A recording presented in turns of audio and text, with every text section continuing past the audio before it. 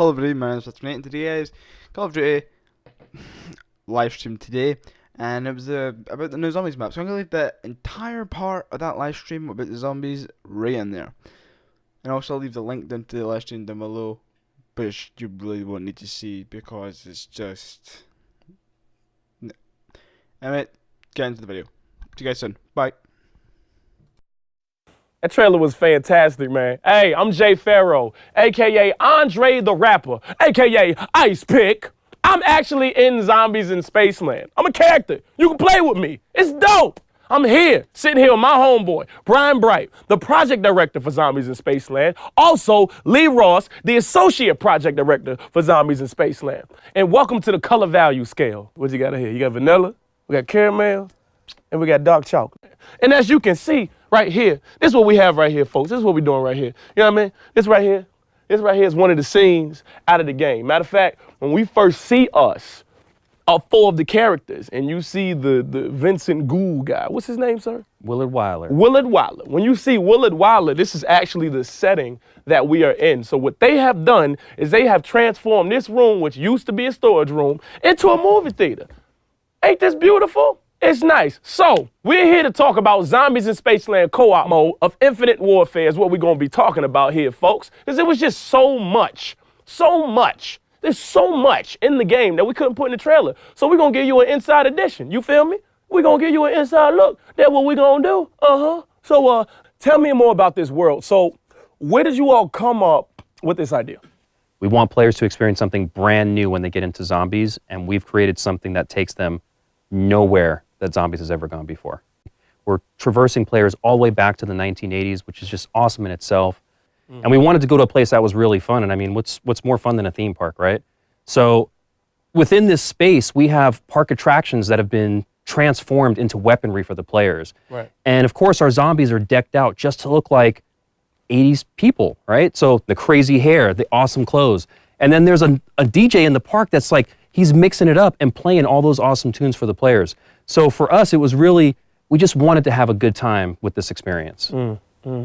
That's cool. What about you, sir? Well, growing up in the 80s.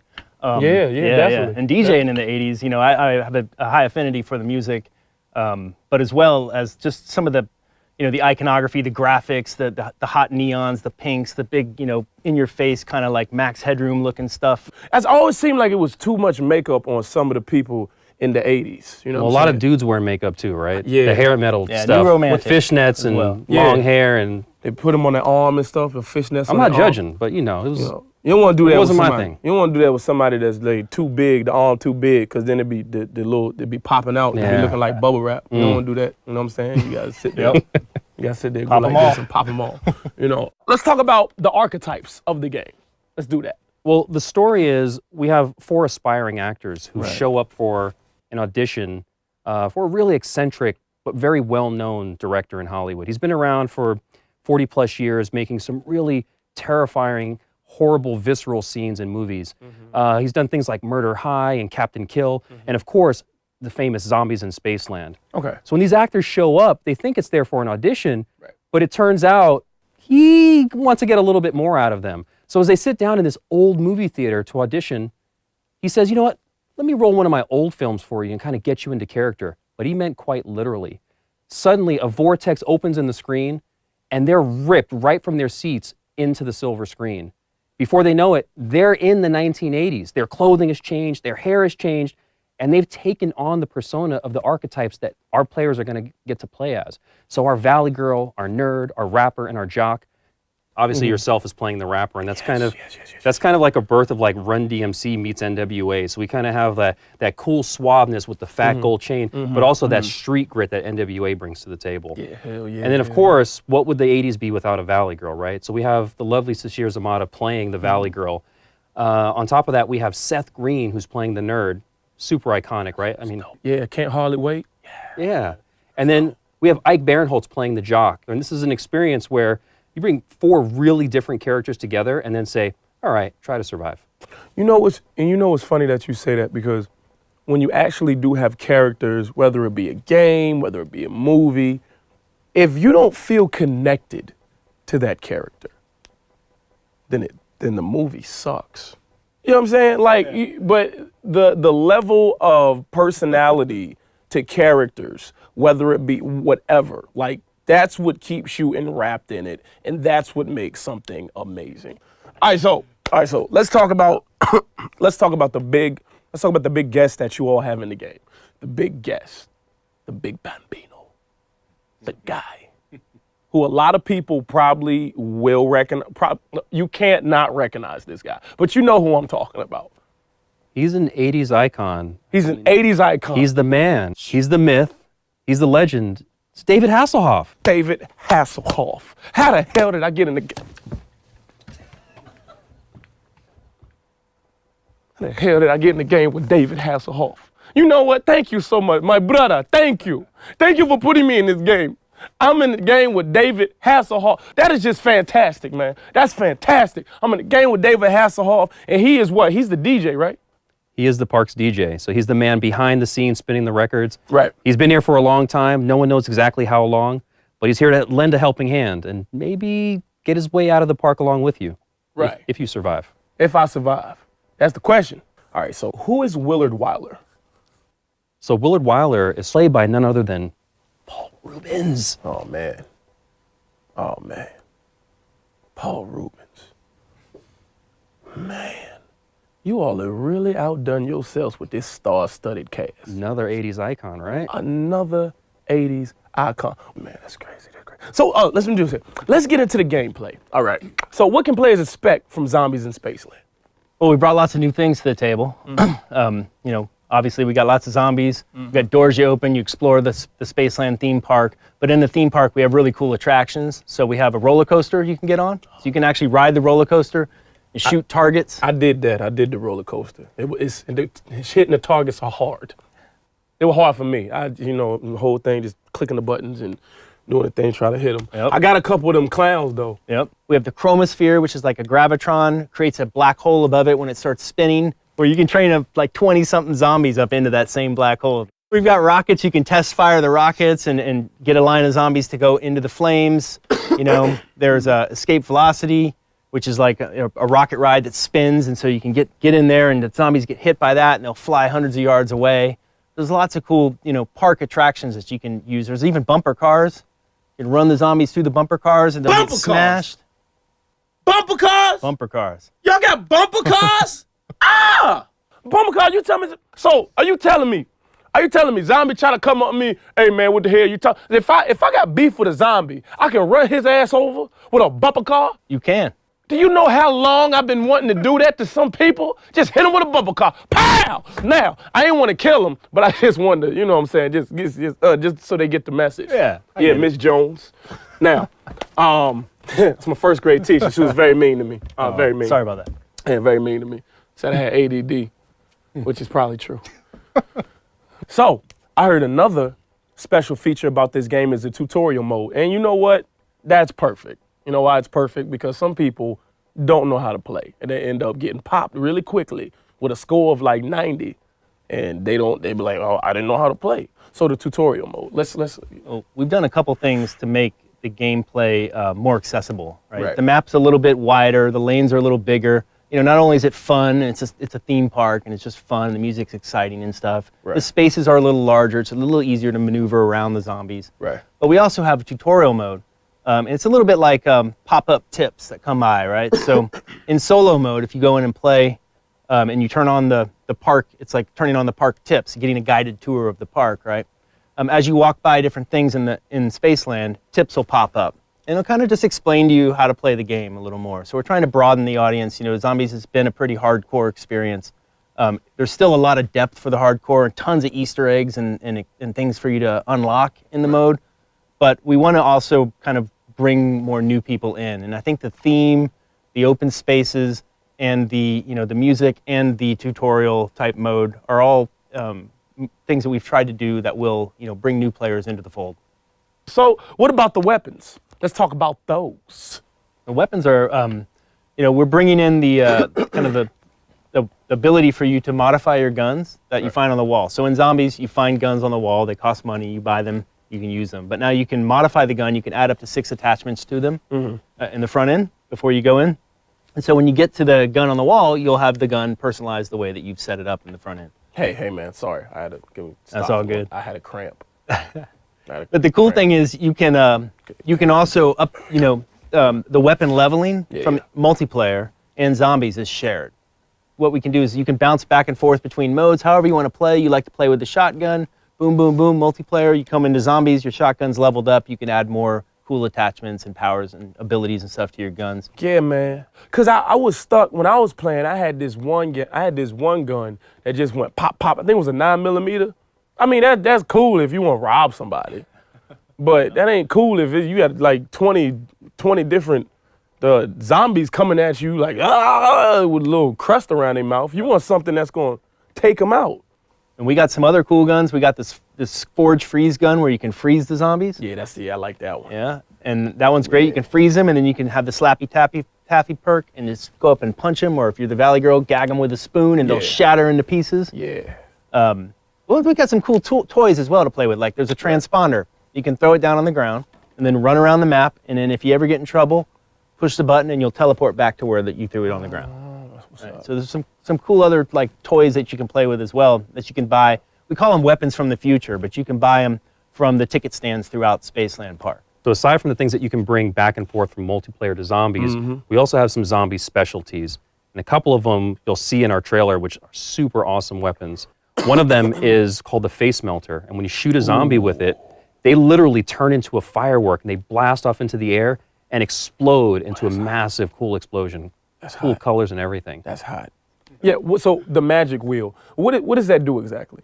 So the magic wheel is a device that will show up in the park. It actually will jump from location to location, so it's never in the same place twice. Okay. And players can go up to it, pay a small amount of in-game cash, and it spins. And while it randomly spins, gives you a random weapon that it could be something really awesome, like one of the weapons Brian talked about, like the Forge Freeze, but it could also give you something like a pistol when you really need an assault rifle or a shotgun. Right. But there's also some weapons that are only inside the magic wheel. And so if you're lucky enough, you just might get one of those on a spin. And it's a little cheaper than a regular weapon off the wall generally. So there's that. You might get something cool, you might get the pistol, but it's a little risk reward there as well. That's good because, I ran out of money while I was playing. And I was like, well, damn, do I need to get a job at a pharmacy or something? Like, what I need to do? Well, you could work at the Lost and Found, and we have the Lost and Found in the park. It's at the front of Spaceland. Okay. And it's whenever you bleed out in the game, you lose your weapons, right? Right. And so instead of like having to go rebuy weapons off the wall and re-upgrade them and work through all that again, which is difficult with the 20 zombies around you, Right. you could run to the Lost and Found and pay a smaller fee and get your guns back, the guns that you went down with all the buffs and everything that came with them. So that's a cool new feature that we've added to Zombies in Spaceland. It's like layaway for weapons. You're right. Very smart. You smart. All right, so let me ask you a question. What exactly was that thing on the bottom of the screen in the right-hand corner? Like a meter or something like that? Like, what was it? Yeah, that's your Fate and Fortune cards meter. Okay. And so as you spend money in the game, or as you earn money in the game, the meter starts filling. And when it fills all the way up, then you can fire off one of your Fate and Fortune cards. And Fate cards, they're both, Fate cards are permanent. You unlock them through progression in Zombies. Right. Fortune cards are consumable. You get them through loot. You can use them for one game. You can use them up to 3 times in a game. Right. And so they're buffs. They're short-term buffs for the player. They make you more powerful. Some of them will give you a really cool gun for maybe 30 seconds or a minute. Some of them will, like one of them gives you money every time you get hit by a zombie, for instance. Or one of them, if I stand next to Lee, we're stronger together. So what's cool is you can actually stack them. So you can have more than one active at a time. Right. And you could have Phoenix up running. You could have the black hole gun out. You could have multiple of these Fate and Fortune cards up at any one time. And then when you run out of your 5 that you brought into the map, you can go up to one of the fortune tellers in Spaceland, pay a small fee, and he'll refill your hand. And you can do that 3 times in a game. So you could actually use up to 15 cards in one game. So one other cool thing about the Fate and Fortune cards is we talked about it a little bit earlier about having that cooperative experience. Right. So sometimes a Fate and Fortune card is something that you spawn and it's just for yourself. But like Brian mentioned, there's some that you can spawn, and they actually give the other player something else. So sometimes you'll share life. Sometimes you'll spawn something that the other player can use. So we encourage players to use them not only for themselves, but also to help the team advance in their quest. So what you're saying is you are able to work together with these fate and fortune cards, and that's another special feature of this game. That's dope, man. Let's talk about the team mechanics, like the ATM. Yeah. Because I know there's definitely a special feature with that. Yeah, we got a couple cool team mechanics, and one of which is the ATM. Players can go in, because a lot of times in zombies, like, you might die and lose money and need a gun, and then it's like, oh, Jay needs a gun. Oh, well, he doesn't have any money, so he's got to kill zombies to get money. So how do we give you money? So there's an ATM now, and I can go up and just put $1,000 in it. Lee can put $1,000 in it, Right. and they can just sit there. So when somebody does go down and they get back up, they can run over there and get the cash out and be able to buy a gun and get back into the action quicker. Hey, don't tell that to my cousin, because the money's just start disappearing. You'll never see it again. Weston, oh my gosh. Okay, you about to say something. I was going to say, in addition to that, we also have team door buys. Word. So there are key locations that open up and lets players explore the rest of the park. And in this case, no one's saddled with having to pay for the door all by themselves. So let's say the three of us are in a game. You can pitch in some money, I can, Brian can, and we can open up the door without anyone collectively spending all of their money. Cool. Let's talk about the arcade mode. Let's talk not arcade mode, but let's talk about the arcade. Now I know because I've played the game, and I know if you do end up getting killed, you can actually go in there and you can play, and you can get points and get your life back, right? But what are the other advantages, and what are the other games that are in this arcade? In Spaceland, we got lots of cool attractions. Right. One of those is the arcade. And in the arcade, you can play games. You can play, like, shoot basketballs. You can play clown tooth, throw the ball knock the teeth down. We have bowling for planets. So there's lots of cool things. And when you play these games, you earn tickets. Word. And so as, you're kiting the last zombie around, people can be in there playing the different games, earning tickets, and using those tickets to buy really cool weapons like the Forge Freeze, or some of the ticket stands you can get weapons from the future, which are like, the repulsor, weapons that go on your left bumper. So the repulsor, where you can fling zombies just by force pushing them, or Armageddon, where you can drop meteors from the sky and just annihilate everyone. And when you do bleed out, we want to keep players engaged. So when you die, you end up in this Afterlife arcade, and you can play games in there which you can earn your way back into the living. So a lot of the same games that you see in the Astrocade are there in the Afterlife arcade. So we want to keep players engaged, not only when they're on the battlefield, but when they've been taken off of it as well. Word. All right. So before we wrap up, we actually want to take the time to take the questions that the community has asked, and we want to answer them today. Well, you two will answer them. I will ask them, because I'm the one that's doing the interview. All right. So, will it have a ton of Easter eggs?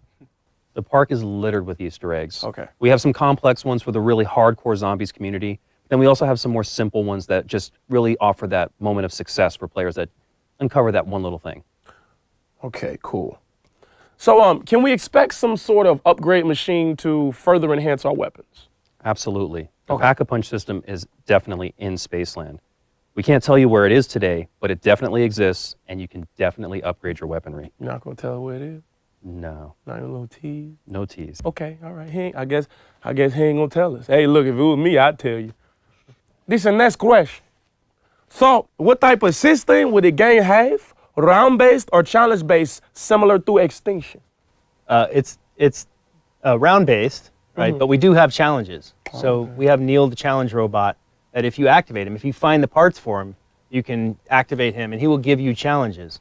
But those challenges will span a wave, of zombies, and they're cool challenges. And it might be like get X number of multi-kills. Okay. So shoot, 2 guys in the head at once, or jumping kills, or just different explosive kills, different types of challenges that you'll have.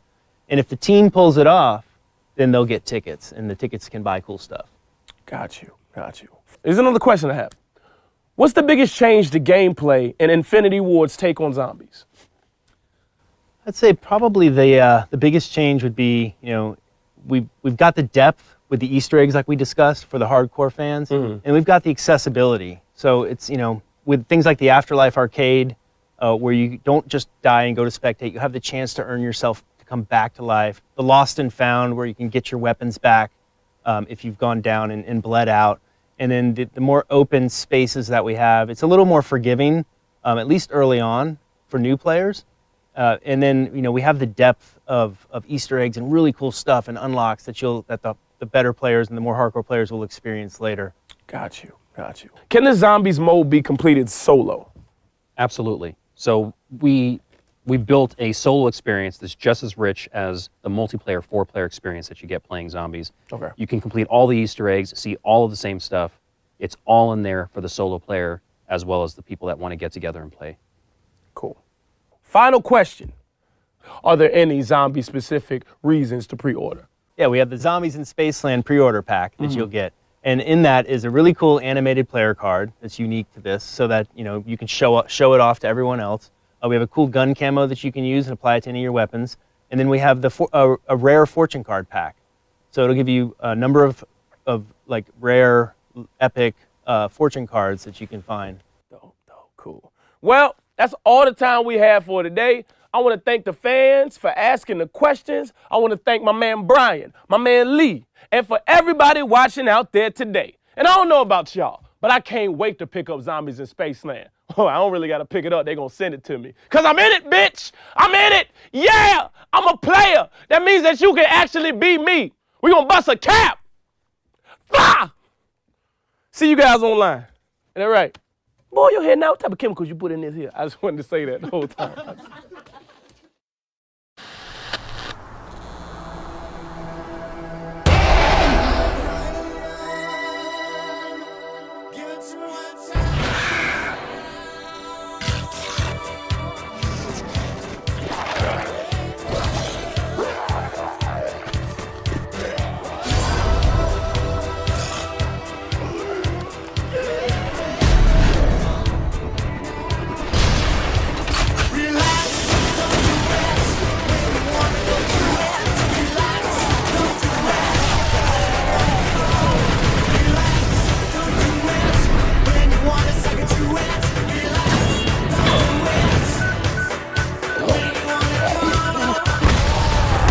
MC Bust Your Ass coming at you. Welcome to the dork side. Normally I'd say fight me, but let's not do that. Why were clowns invited? No one likes clowns.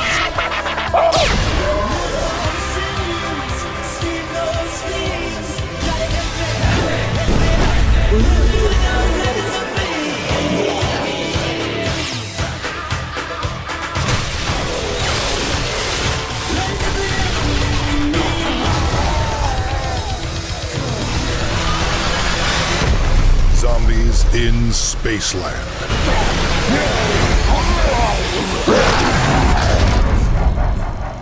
Pre-order and get the terminal bonus map and the Zombies in Spaceland pack. These kids are killing it, folks! Literally.